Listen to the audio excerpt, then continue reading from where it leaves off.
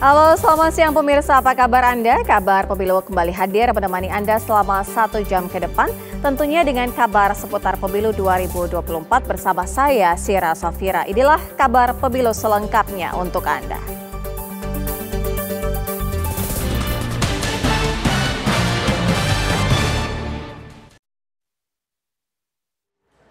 Pemirsa, wacana hak angket penyelenggaraan pemilu 2024 terus bergulir. Hak angket pemilu ini mencuat setelah dilontarkan oleh calon presiden nomor urut 3 Ganjar Pranowo. Sementara itu, koalisi partai pengusung pasangan Prabowo Gibran menolak wacana tersebut.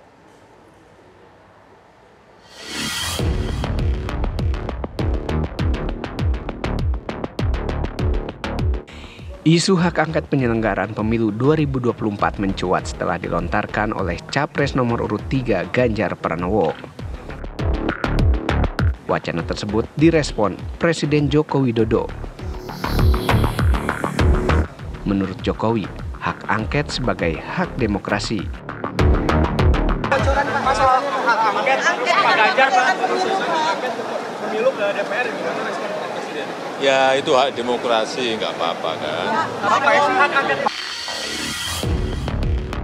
Sejumlah partai politik pun memberi respon isu hak angket pelaksanaan pemilu 2024. Partai politik pengusung pasangan Prabowo Gibran menolak wacana tersebut. Termasuk Partai Golkar dan Demokrat. Menurut juru bicara Partai Demokrat, Herzaki Mahendra, jika ada kecurangan dalam pemilu maka perlu diadukan ke Bawaslu atau Mahkamah Konstitusi, bukan dengan hak angket. Kami menolak ya terhadap hak angket tersebut ya, karena kalau yang dibidik dari hak angket tersebut adalah tentang pemilu, kita kan sudah memiliki mekanisme yang jelas. Di dalam proses pemilu itu ada mekanisme untuk dapat menyelesaikannya melalui badan yang telah disepakati dan telah diatur di dalam undang-undang. Ya, jadi jika ada potensi kecurangan-kecurangan, maka ya bisa dilaporkan kepada Bawaslu. Ada kecurangan pemilu, setahu saya tadi mungkin sudah disampaikan juga itu bahwa undang-undang mengatur gitu ya, itu ke MK ya, itu kan penyelesaian secara hukum kalau kita ingin bicara mengenai pemilu jika dianggap ada hal yang salah atau ada kecurangan gitu. Jika bicara mengenai hak angket itu kan berarti ranah politik. Jadi sebenarnya penyelesaian yang ingin diambil ini penyelesaian hukum apa penyelesaian politik, kan sederhananya begitu ya kan. Kalau ingin penyelesaian hukum ya jelas undang-undang mengatur ke MK. Nah kalau misalnya ke hak angket ya ini kan berarti ranah politik, itu satu hal gitu. Sementara itu, pengamat politik Pangi Sarwi menilai wacana hak angket pelaksanaan pemilu 2024 menjadi isu yang menarik pasca pencoblosan. Presiden Jokowi sendiri berupaya untuk meredam wacana tersebut. Sementara kubu pasangan nomor urut 01 dan 03 terus mengumpulkan kekuatannya demi mewujudkan hak angket. Namanya politik tentu ada upaya, ada ikhtiar ya. Misalnya Pak Jokowi sepertinya juga sedang berupaya untuk menahan keinginan dari Nasdem untuk mengusulkan hak angket kan, karena kalau tadi dihitung dari kekuatan partai politik itu Caca ya, kalau 167 koalisi perubahan Nasdem PKS dan Nasdem PKS dan PKB 167 ditambah koalisi PDIP dan P3 itu total 314.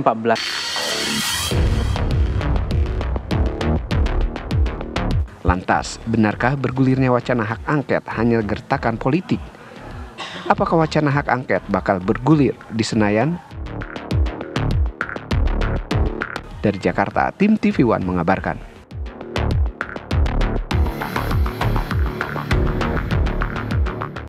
Pemirsa, 3 sekjen Partai Koalisi Perubahan sepakat menggulirkan hak angket ke DPR RI terkait dugaan pelanggaran pada Pilpres 2024. Sementara Partai Amanat Nasional sebagai salah satu partai pengusung Prabowo Gibran menilai wacana hak angket tersebut tidak relevan.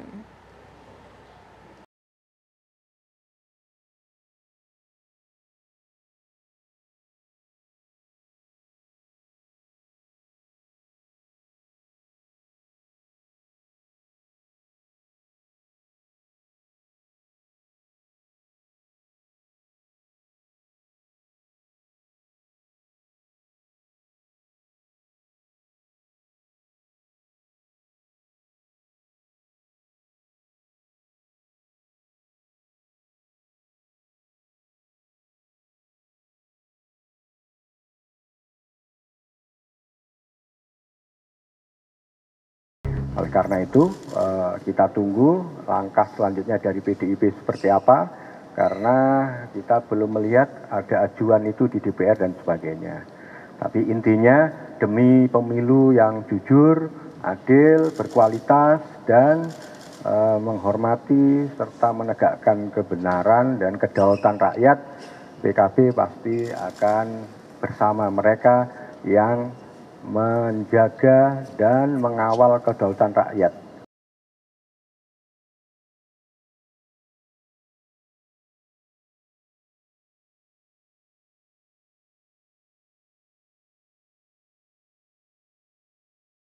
Agenda angket itu tidak relevan. Karena dari sisi time schedule-nya atau runtutan peristiwa pemilu itu sudah diatur sedemikian rupa oleh undang-undang dan PKPU. Dan Presiden itu harus berhenti tanggal 20 Oktober. Sementara kalau angket ini nggak tahu juntrungnya ini kapan dimulai, agendanya gimana, para pihak mana yang dipanggil, kesimpulannya apa, rekomendasi apa. Maka menurut saya nih Bang Gia, angket itu nggak relevan. Maka PAN mengatakan di forum yang terhormat ini, kami akan menolak kalau ada angket. Jadi kalau ada evaluasi tentang pemilu, tentang misalkan ada persoalan pelanggaran dan lain-lain, pelanggaran ya ada Bawaslu atau Gakumdu. Kalau ada persoalan hasil, sesi hasil di MK. Kalau nanti ada yang panjang lagi, masalah anggaran, masalah pelaksanaan KPU dan Bawaslu, itu ada Komisi 2 di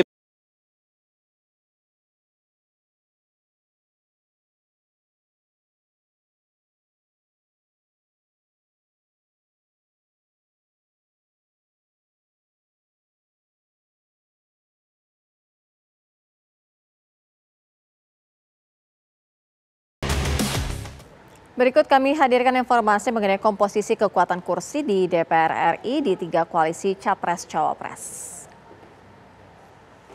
Berikut merupakan koalisi Capres-Cawapres 2024 di mana pasangan Anies Muhaimin di mana ada 3 partai yaitu Nasdem 59 kursi, kemudian PKB 58 kursi, dan PKS 50 kursi. Total ada 167 kursi. Ini perolehan kursi DPR RI periode 2019 hingga 2024.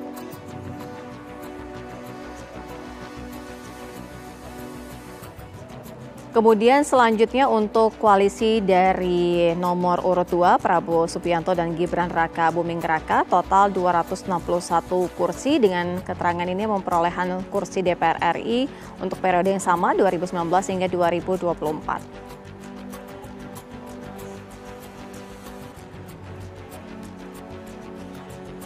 Kemudian untuk pasangan nomor urut 3, Ganjar Pranowo dan Mahfud MD, total ada 147 kursi untuk perolehan kursi DPR RI periode 2019 hingga 2024.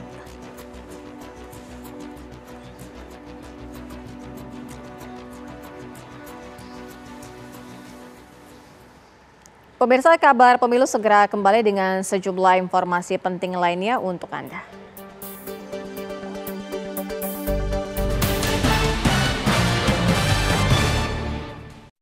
Presiden Joko Widodo secara resmi telah melantik Agus Harimurti Yudhoyono sebagai Menteri Agraria dan Tata Ruang Badan Pertanahan Nasional ATR BPN. Bergabungnya AHY yang merupakan Ketua Umum Partai Demokrat seakan mengubah peta koalisi dalam Kabinet Indonesia Maju yang telah dibangunnya sejak 2019 lalu. Lantas apakah bergabungnya AHY bersama gerbong Partai Demokrat dapat memperkokoh koalisi Presiden Jokowi yang kini tercermin dalam koalisi Indonesia Maju pasangan calon presiden dan calon wakil presiden Prabowo Gibran?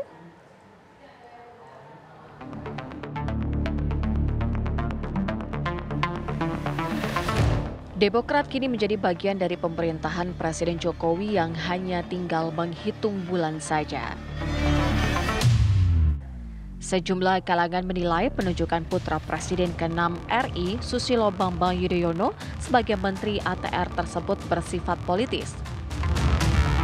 Presiden Jokowi memang tengah memperkuat koalisinya saat ini. Lalu semudah itukah Demokrat mengubah peta koalisi? Dibilang semudah itu juga tidak, karena tentu ini kan bukan keputusan 1 atau 2 hari kemudian gitu. Meskipun memang prosesnya cukup cepat karena Mas Ketum kita baru diberitahu sekitar hari Senin begitu ya, hari Senin, lalu kemudian hari Selasa sebelum pelantikan dipanggil oleh Pak Jokowi, baru hari Rabunya kemudian dilakukan pelantikan. Tapi kalau kita flashback ke belakang, tentu kita tahu bahwa saat ini pada pemilu 2024 kita juga melakukan koalisi dengan Koalisi Indonesia Maju, di mana di sana juga banyak partai politik, rata-rata adalah partai politik pengusung pemerintah, sehingga tentu sudah banyak komunikasi dan juga menjalin kesepahaman dengan partai-partai pengusung pemerintah. Tapi tentu yang kita lihat di sini adalah sejak awal, meskipun kita oposisi, kita juga bukan oposisi yang apa-apa pokoknya harus kontra dengan pemerintah. Kita selalu ada dalam oposisi yang strategis, di mana apa yang baik akan selalu kita dukung, tapi apa yang tidak baik kita berusaha untuk melakukan posisi yang berbeda begitu. Tapi lalu kemudian sekarang ada kesempatan untuk masuk ke pemerintahan, tentu ini adalah cara Partai Demokrat. Jadi tentu ini bukan masalah mengubah pandangan, tapi mungkin cara kerjanya. Kalau dulu mungkin kita selama ini menjadi oposisi, berada di luar pemerintahan, sehingga yang kita lakukan adalah biasanya kita hanya menitipkan aspirasi-aspirasi sebagai oposisi di pemerintah begitu. Tapi kalau sekarang, karena kemudian Pak Jokowi memberikan mandat kepada Pak Ketum AHY, ini adalah mungkin salah satu cara sekarang Partai Demokrat, kalau yang dulu hanya bisa memberikan aspirasi-aspirasi, sekarang ada di pemerintahan untuk ikut melakukan perbaikan-perbaikan. Apa yang sudah baik dilanjutkan, yang belum baik diperbaiki. Pertanyaannya gini, nggak tahan juga jadi oposisi gitu? Oh enggak dong. bukan masalah tidak tahan oposisi, tapi tentu kita lihat bahwa politik kan cair sekali Mas sekarang ini, dan kita juga lihat bahwa sekarang rasanya agak sulit melihat mana yang oposisi dan mana yang bukan gitu. Apalagi kita lihat dinamika politik saat ini kan, yang mana yang melakukan perubahan tapi juga tetap masih ada di pemerintahan. Jadi saya rasa ini, kita lihat ini sebagai salah satu cara, mungkin ini saatnya untuk berkontribusi lebih baik. Lantas apakah bergabungnya AHY beserta gerbong Partai Demokrat dapat memperkokoh koalisi Presiden Jokowi yang kini tercermin dalam Koalisi Indonesia Maju pasangan calon presiden dan calon wakil presiden Prabowo Gibran? Konteks politiknya seharusnya ini akan memberikan insentif kekuatan politik yang lebih solid, terutama di fase akhir 8 bulan pemerintahan Pak Jokowi. Karena bagaimanapun juga kalau misal kita mencermati dinamika di Senayan, sekarang sudah muncul isu tentang angket, kalau angket tidak berjalan, interpelasi dan sebagainya, itu kan menjadi sebuah pertanyaan besar. Apa yang mau diangketkan? Apa yang mau diinterpelasikan? Apakah kinerja KPU? Apakah kinerja Bawaslu? Ataukah kinerja DKPP? Itu tidak clear. Besar kemungkinan agenda politik yang kemudian diusung oleh kubu 03 dan juga kubu 01 sebenarnya akan menyasar kinerja dari presiden sendiri. Nah, kalau misal kemudian situasinya menjadi semakin dinamis, maka penting bagi presiden memang untuk memperkuat basis kekuatan politiknya di Senayan. Noted bahwa ada sejumlah partai yang per hari ini masih berada di kekuasaan, tetapi narasi, argumen, dan juga positioning mereka seolah oposisi. Tetapi kemudian karakter oposisinya menjadi hermaprodit ya, agak banci. Di satu sisi menjadi bagian dari kekuasaan, di satu sisi kemudian melakukan kritik terbuka terhadap kekuasaan. Tetapi satu hal yang cukup menarik, bahwa menurut informasi spekulatif yang saya terima dari teman-temannya Mbak Diska itu, konon kabarnya Pak Jokowi itu sudah mencoba untuk menarik Mas AHY ke pemerintahan itu sejak 2019. Lobby-lobby dari orang-orang terdekat sudah dilakukan, tetapi kemudian mental beberapa kali. Karena apa? Konon kabarnya ada veto politik yang dikeluarkan oleh salah satu kekuatan politik tertinggi yang memiliki saham politik besar di kekuasaan selama ini, menolak Mas AHY dalam konteks bukan soal ideologi, bukan soal visi.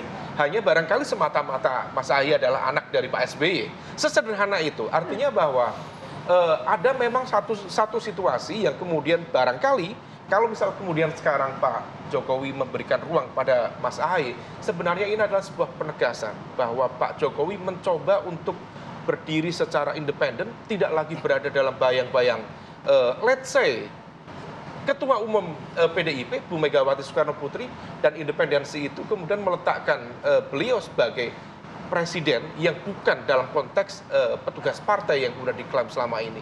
Nah, situasi ini yang tampaknya menjadi agak unik. Di satu sisi Pak Jokowi ingin mempertegas positioningnya, tapi di sisi lain barangkali ini juga bagian menjadi bridging ya, karena fakta politik menegaskan Demokrat menjadi bagian dari Koalisi Indonesia Maju, dan kalau misal memang kemudian nanti KPU atau let's say masuk dalam proses di Mahkamah Konstitusi mengetok Prabowo Gibran menjadi presiden wakil presiden selanjutnya, maka ini adalah sebuah bridging yang baik khususnya untuk memberikan jembatan masuk di pemerintahan yang akan datang. Peta koalisi pasca Pilpres 2024 ini juga masih bersifat cair sebelum adanya penetapan oleh Komisi Pemilihan Umum. Tim TV One mengabarkan. Baru diangkat dan dilantik menjadi Menteri Agraria dan Tata Ruang, Kepala BPN Agus Harimurti Yudhoyono langsung diajak Presiden Joko Widodo untuk melakukan kunjungan kerja Jumat pagi tadi. Presiden bersama AHY meresmikan bendungan Lolak di daerah Kabupaten Bolaang Mongondo, Sulawesi Utara.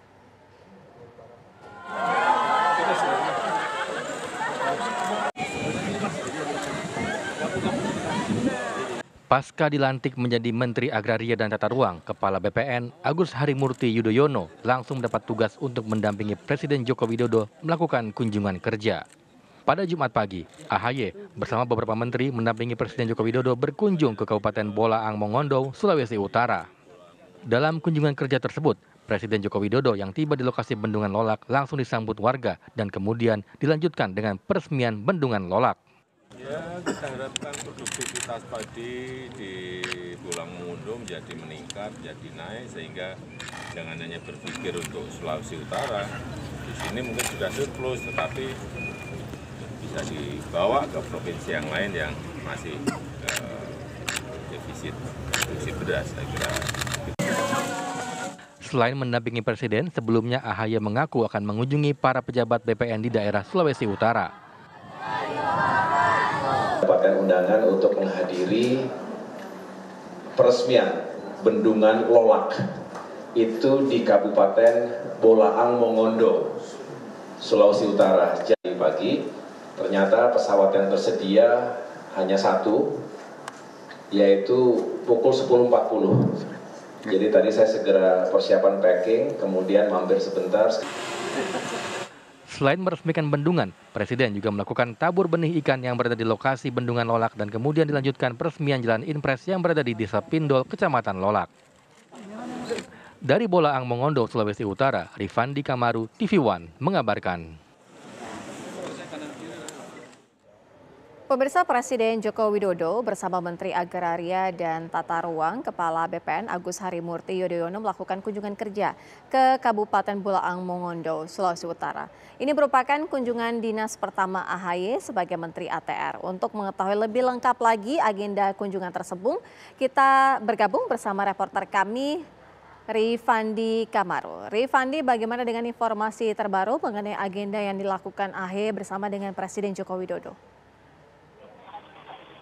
Ya, baiklah, saya akan melaporkan di mana Jumat pagi tadi tanggal 23, di mana Presiden Republik Indonesia Joko Widodo yang didampingi oleh Menteri PUPR Basuki Hadi Mulyono serta Menteri ATR Agus Harimurti Yudhoyono bersama Menteri BUMN Erick Thohir, di mana melakukan kunjungan di Kabupaten Bolaang Mongondo. Dalam kunjungan tersebut di mana Presiden Joko Widodo melakukan peresmian Bendungan Lolak yang berada di Desa Pindol, Kecamatan Lolak, Kabupaten Bolaang Mongondo. Usai melakukan peresmian Bendungan Lolak, Presiden Joko Widodo kemudian dilanjutkan dengan menabur benih ikan yang berada di bendungan tersebut. Bahkan usai melakukan tabur benih ikan di mana Presiden yang didampingi oleh 3 menteri tersebut langsung meresmikan Jalan Impres yang ada di Desa Pindol. Ya, kembali. Baik, Rifandi Kamaru, informasi langsung dari Bolaang Mongondo, Sulawesi Utara.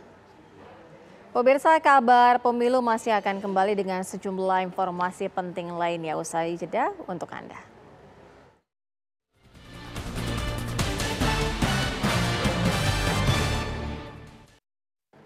Sidang pra-peradilan Aiman Wicaksono hari ini berlanjut dengan pembacaan duplik di Pengadilan Negeri Jakarta Selatan. Aiman Wicaksono ditemani dengan kuasa hukumnya menghadiri sidang. Sidang pra-peradilan beragendakan duplik dari tergugat dan menghadirkan dua ahli, yaitu ahli acara hukum pidana Suparji dan ahli pers Wina Armada. Dua saksi tersebut dihadirkan untuk menjadi pembelaan bagi Aiman Wicaksono yang sebelumnya mendapatkan perintah penyitaan beberapa barang bukti seperti handphone, kemudian akun media sosial, kartu SIM, serta akun email. Tim kuasa hukum Aiman Wicaksono, Vincentius Menrova, menyatakan selain menghadirkan ahli hukum pidana untuk pembelaan penyitaan barang-barang milik Aiman yang dirasa tidak sesuai hukum, pihaknya juga menghadirkan ahli pers untuk klarifikasi bahwa status Aiman adalah sebagai wartawan. Pada saat dikeluarkannya pernyataan, polisi tidak netral.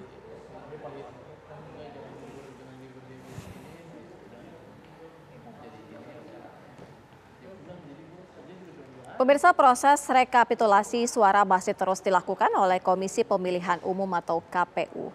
Hingga hari ke-9 pasca pemungutan suara 14 Februari, data suara resmi yang sudah masuk ke KPU tercatat 75,26%. Untuk perolehan suara Pilpres terhitung pada 22 Februari 2024 pukul 23.00 waktu Indonesia. Pasangan nomor urut 2 Prabowo Gibran masih berada di posisi puncak dengan 58,89%. Di peringkat kedua, pasangan nomor urut 1 Anies Baswedan Muhaimin Iskandar mengantongi 24,06% suara. Kemudian paslon nomor urut 3 Ganjar Mahfud berada di posisi paling buncit dengan perolehan suara 17,05%. Sementara untuk rekapitulasi suara pemilu legislatif, data yang sudah masuk ke KPU mencapai 62,09%. KPU sudah menerima data dari 511.041 TPS dari total 823.236 TPS yang tersebar di seluruh Indonesia.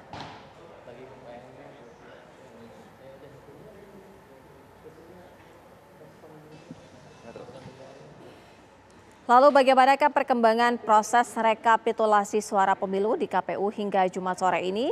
Kita tanyakan langsung kepada reporter kami Ikra Anggana yang saat ini berada di kantor KPU Pusat. Ikra, bagaimana dengan perkembangan rekapitulasi suara hingga sore ini? Baik, selamat sore Sira dan juga pemirsa. Memang proses rekapitulasi pemilu dalam Pilpres 2024 ini masih terus dilakukan. Namun dari pantauan kami memang adanya sedikit tersendat ini proses rekapitulasi dikarenakan di website KPU RI sendiri ini tercatat terakhir KPU RI ini melakukan rekapitulasi suara pada tanggal 22 Februari 2024 tepatnya pukul 23.00 waktu Indonesia Barat, dan sampai saat ini kami masih menunggu update-nya seperti apa, mengapa proses rekapitulasi suara ini masih belum ada update atau peningkatan lebih lanjut. Namun dari informasi terakhir memang sedikitnya sudah ada 75,26% suara yang sudah masuk di sistem KPU Republik Indonesia. Di antaranya adalah dari 619.579 TPS, dari total sekitar ada 823.000 TPS yang ada di seluruh Indonesia. Perolehan suara dari masing-masing paslon saat ini masih diungguli oleh paslon nomor urut 2 Prabowo Subianto dan Gibran Rakabuming Raka yang memperoleh suara sebesar 58,89% atau sekitar 65.049.000 lebih suara. Disusul oleh paslon nomor urut 2 Anies Baswedan Muhaimin Iskandar dengan memperoleh persentase suara sebesar 24,06% atau sekitar 26.500.000 lebih suara. Dan di posisi juru kunci ini ada paslon nomor urut 3 Ganjar Pranowo Mahfud MD yang memperoleh 17,05% atau sekitar 18.833.000 lebih suara. Dari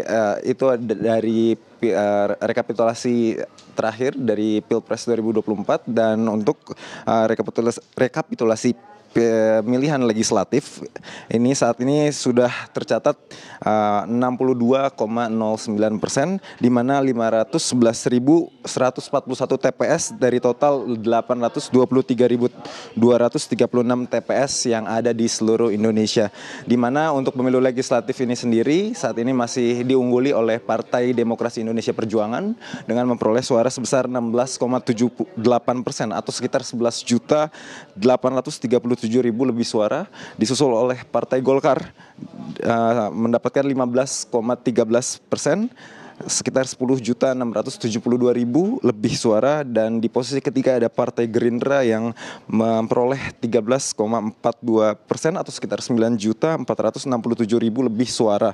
Di mana sampai saat ini sudah ada 9 partai politik yang melenggang, ini sekitar 62% ini akan melenggang ke Senayan. Ada 9 partai politik, diantaranya ada PDI Perjuangan, Partai Golkar, Gerindra, keempat ada PKB, kelima ada Partai Nasdem, di posisi keenam ada Partai PKS, dan di posisi ketujuh ada Partai Demokrat, di posisi kedelapan ada Partai Amanat Nasional, dan di posisi kesembilan ada Partai Persatuan Pembangunan yang saat ini memperoleh 4,04% suara. Namun kami masih terus menunggu, di mana masih ada 38% rekapitulasi suara lainnya yang masih harus dihitung dari seluruh TPS yang ada di Indonesia untuk mendapatkan kepastian partai-partai mana sajakah yang dapat melenggang ke Senayan dalam Pilpres 2024 ini.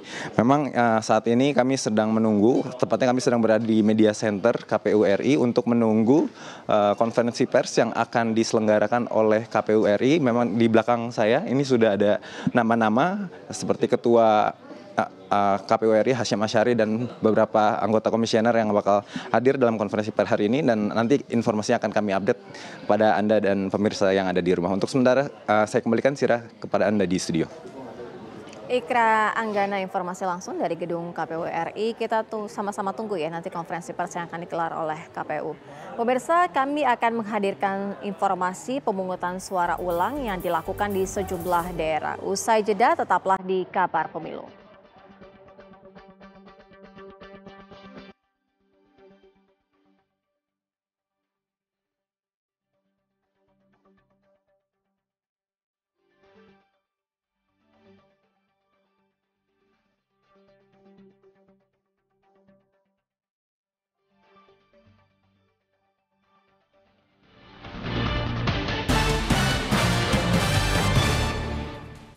Pemirsa, proses rekapitulasi suara masih terus dilakukan oleh Komisi Pemilihan Umum atau KPU RI.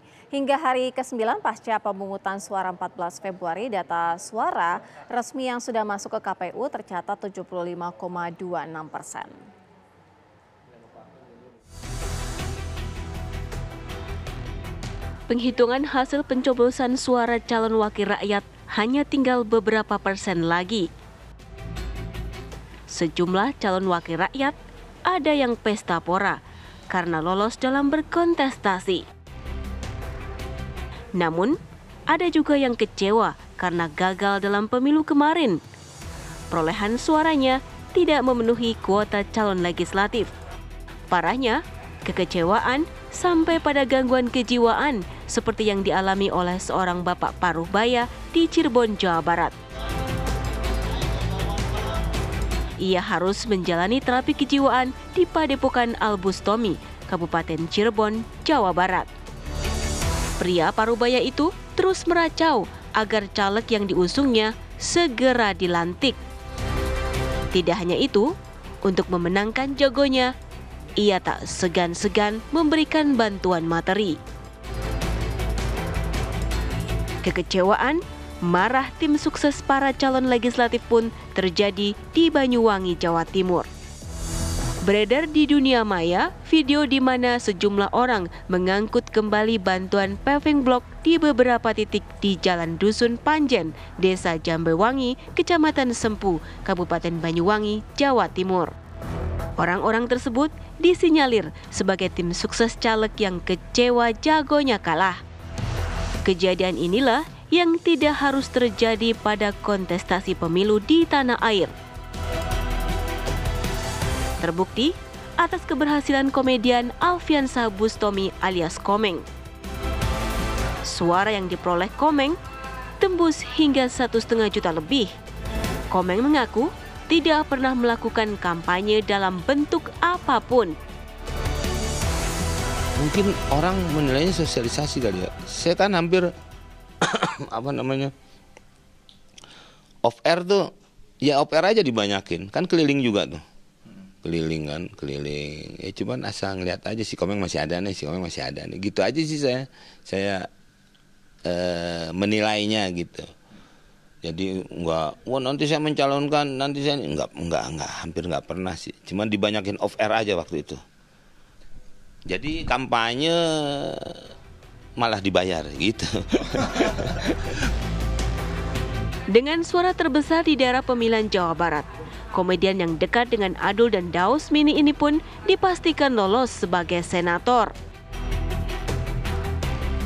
Tidak hanya Komeng, seorang pria asal Wonogiri, Jawa Tengah pun tak disangka dirinya memperoleh suara terbanyak. Suaranya mengungguli kandidat lainnya. Kuku Haryanto merupakan pria yang berprofesi sebagai pengamen jalanan keliling kampung dan pasar. Tidak disangka, keprihatinannya atas seni jalan itu pun membawanya pada kontestasi caleg Dapil 1 Wonogiri. Kuku berhasil meraih suara tertinggi daripada rekan-rekannya dan mampu mendongkrak suara Partai Demokrat hingga 2.385 suara. Keberhasilan Komeng dan pengamen asal Wonogiri itu sebagai bukti cara-cara politik uang atau politik transaksi sudah tidak efektif lagi.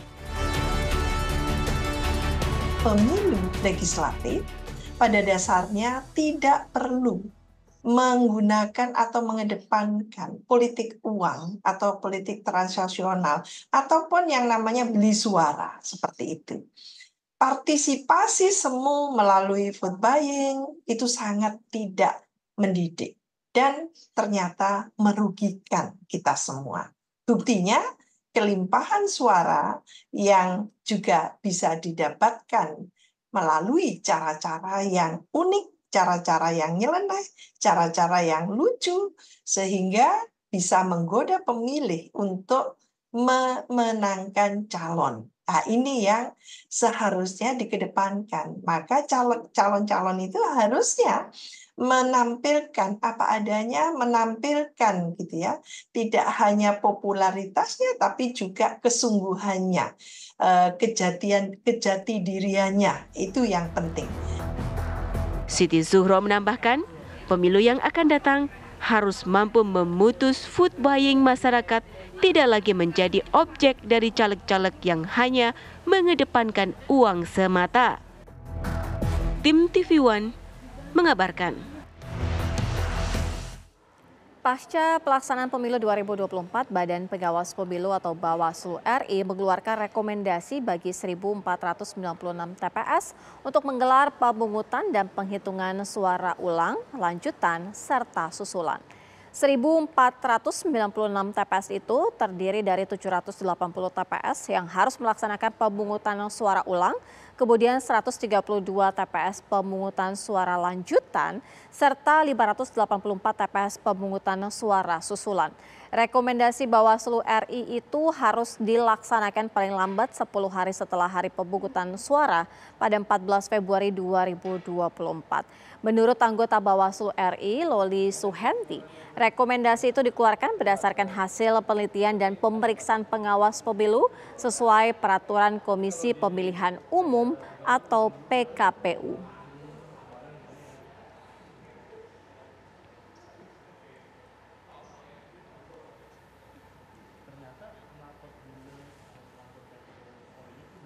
Pemirsa, Komisi Pemilihan Umum Daerah Jakarta Utara menggelar pemungutan suara lanjutan di beberapa lokasi di wilayah Jakarta Utara besok Sabtu 24 Februari 2024. Sementara KPU Boyolali, Jawa Tengah hari ini melakukan pemungutan suara ulang untuk 2 TPS di Kecamatan Teras. Untuk mengetahui bagaimana persiapan pemungutan suara di Jakarta Utara esok dan di Boyolali hari ini, kita akan bergabung langsung bersama dengan reporter kami, Putri Sofia di Jakarta Utara dan Agus Saptono di Boyolali.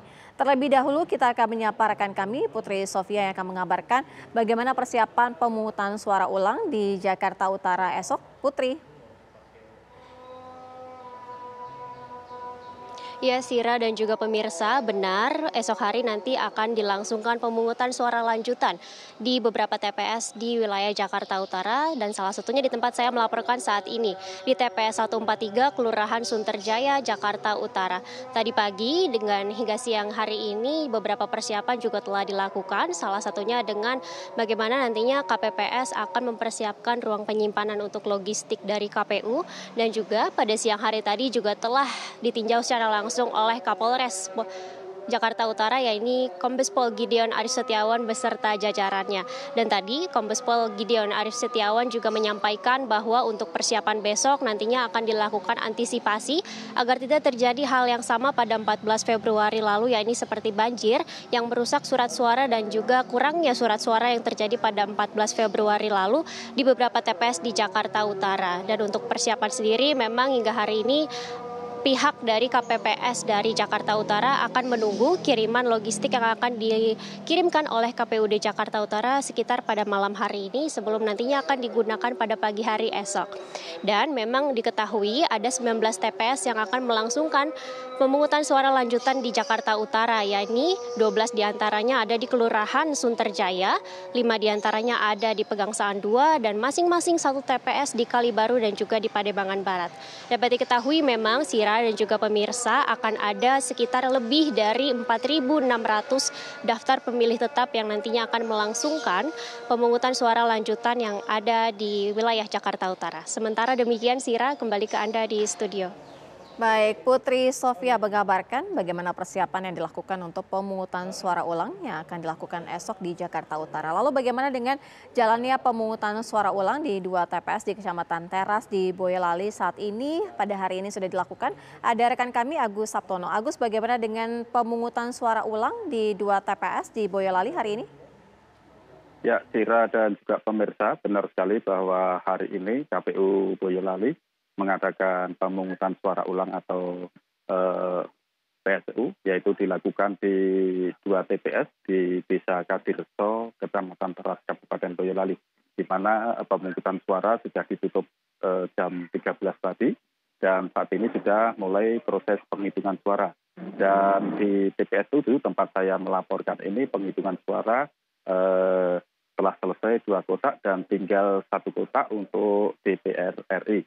Sedangkan untuk di TPS 6, penghitungan suara sudah selesai semua, yaitu untuk 2 kotak, untuk DPD dan juga untuk Presiden dan Wakil Presiden. Seperti diketahui bahwa 2 TPS ini dilakukan pemungutan suara ulang karena adanya warga yang dari luar daerah yang menggunakan hak pilihnya di TPS 2 TPS ini tanpa menggunakan surat pindah maupun hanya menunjukkan KTP. Itu yang menjadikan pemungutan suara ulang harus dilakukan. Begitu, Sira. Baik, Agus Saptono, informasi langsung dari Boyolali, Jawa Tengah, dan tadi sebelumnya ada Putri Sofia. Terima kasih rekan-rekan, selamat bertugas kembali. Pemirsa, kabar pemilu segera kembali dengan sejumlah informasi lainnya untuk Anda.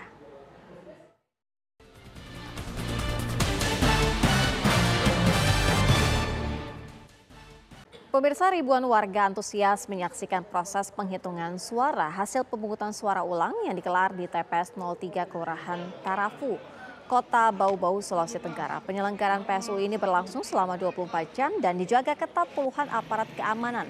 Ribuan warga memadati lokasi di sekitar TPS untuk memantau langsung jalannya PSU. Kondisinya semakin ramai saat memasuki penghitungan suara caleg tingkat Kota Bau-Bau pada Jumat pagi tadi. Sementara di 3 TPS lainnya hanya dilakukan PSU untuk pemilihan tingkat nasional. Sorak-sorai warga bergema setiap penyebutan nomor urut caleg yang mereka unggulkan. Euforia juga kemenangan ini terlihat pada saat proses penghitungan suara selesai dilakukan.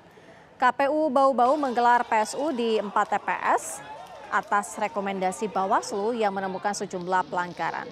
Beberapa pelanggaran tersebut diantaranya terdapat pemilih yang tidak terdaftar dalam DPT melakukan pencoblosan. Hingga adanya temuan seorang oknum anggota KPPS yang mencoblos 2 kali di TPS 3 Kelurahan Tarafu. Kasus tersebut kini dalam penanganan Bawaslu.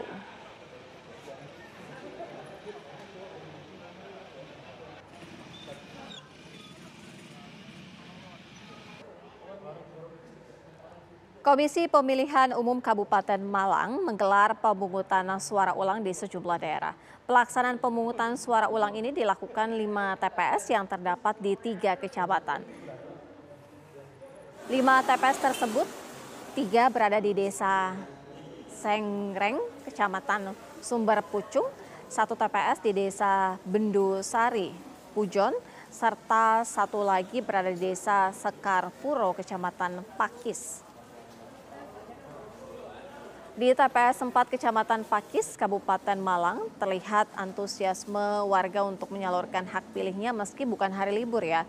Di TPS ini terpaksa diulang karena ketidakpahaman seluruh anggota TPS terkait siapa yang berhak untuk mencoblos di TPS 4. Jadi orang luar pada tanggal 14 Februari lalu dipersilahkan mencoblos di TPS ini hanya menggunakan KTP elektronik. Anggota Bawaslu Republik Indonesia memantau jalannya PSU mengatakan partisipasi warga dalam mengikuti PSU di kabupaten ini sangat luar biasa.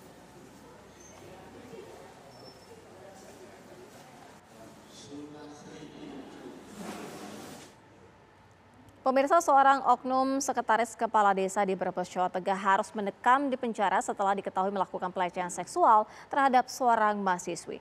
Modus pelaku adalah mengiming-imingi korban akan masuk menjadi anggota KPPS pada pemilu 2024 lalu.